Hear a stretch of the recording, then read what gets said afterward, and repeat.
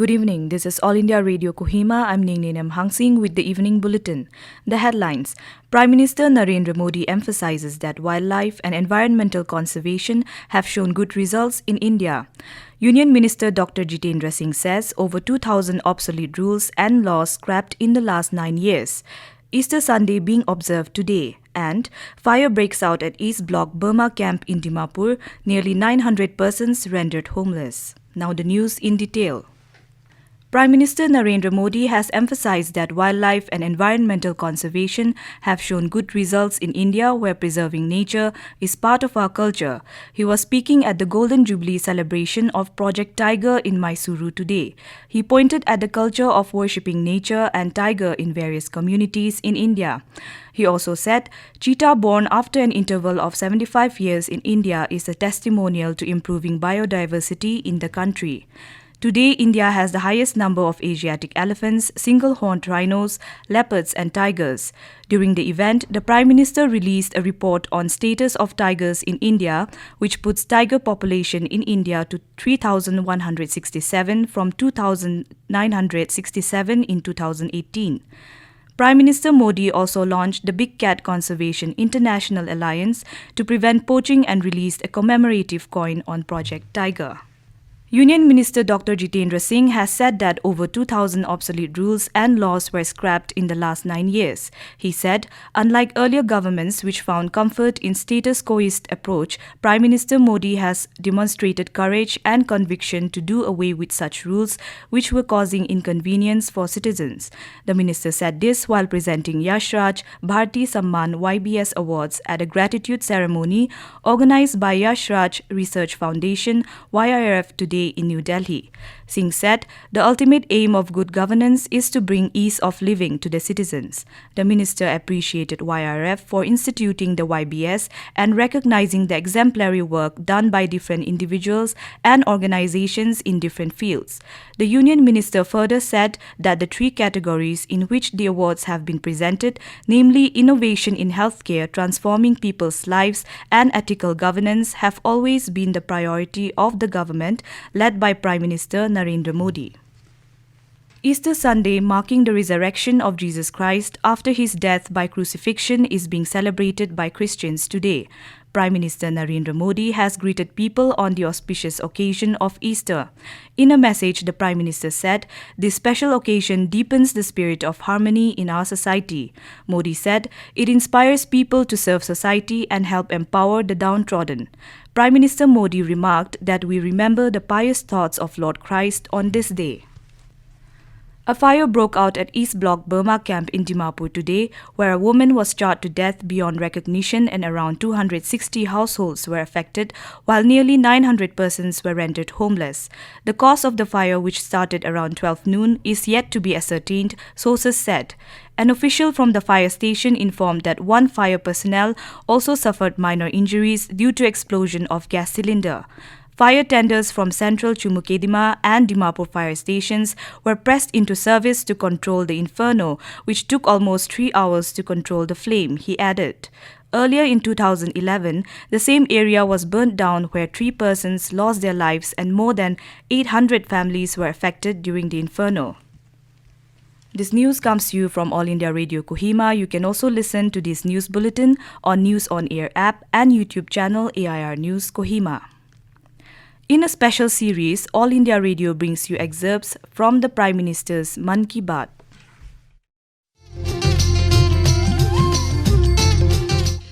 This is how our Prime Minister connects with millions of countrymen with the program Mann Ki Baat, aired on the last Sunday of every month on All India Radio. This series, which started on October 3rd, 2014, will complete its 100th episode in April 2023. In the 50th episode of this special program, let's listen to what the Prime Minister felt about the relevance and significance of the program Mann Ki Baat. Our Prime Minister is an able leader, but he has never made this program a platform for his political ends.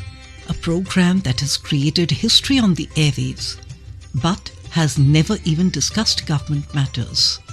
Rather, he takes up those social issues that we often ignore And yet those issues strike a chord in the hearts of the people. In the Mann Ki Baat program broadcast on 28th November 2018, he brought this up and said, मन की बात सरकारी बात नहीं है, ये समाज की बात है। मन की बात एक एस्पिरेशनल इंडिया, महत्वाकांक्षी भारत की बात है। भारत का मूल प्राण राजनीति नहीं है, भारत का मूल प्राण राजशक्ति भी नहीं है। भारत का मूल प्राण समाज नीति है और समाज शक्ति है। समाज जीवन के हजारों पहलू होते हैं, उनमें से एक पहलू राजनीति भी है। राजनीति सब कुछ हो जाए, यह स्वस्थ समाज के लिए एक अच्छी व्यवस्था नहीं है। कभी कभी राजनीतिक घटनाएं और राजनीतिक लोग इतने हावी हो जाते हैं कि समाज की अन्य प्रतिभाएं और अन्य पुरुषार्थ दब जाते हैं। भारत जैसे देश के उज्जवल भविष्य के लिए जन सामान्य की प्रतिभाएं, पुरुषार्थ को उचित स्थान मिले, ये हम सबका एक सामूहिक दायित्व है। और मन की बात इस दिशा में एक नम्र और छोटा सा प्रयास है।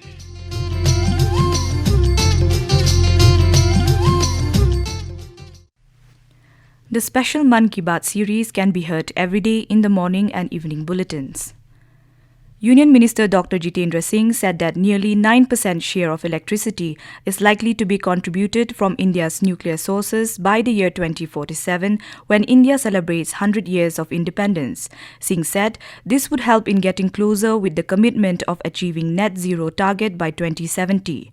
The Union Minister made these remarks today after holding a review meeting with a group of senior scientists from the Bhabha Atomic Research Centre, Department of Atomic Energy at Mumbai. He said other targets laid down by the Department of Atomic Energy are achieving 20 gigawatt capacity of nuclear power generation by the year 2030, which will be a major milestone, placing India as the third largest producer of atomic energy in the world after the USA and France. Singh said one hallmark of the Modi regime is that for the first time in a big way, the atomic energy is being used for applications in diverse sectors such as increasing shelf life of fruits, using latest technologies in treatment of cancer and other diseases. India has termed the deliberations of the Second Development Working Group (DWG) that concluded this afternoon at Kumarakom as fruitful and constructive, which received broad support of G20 member countries.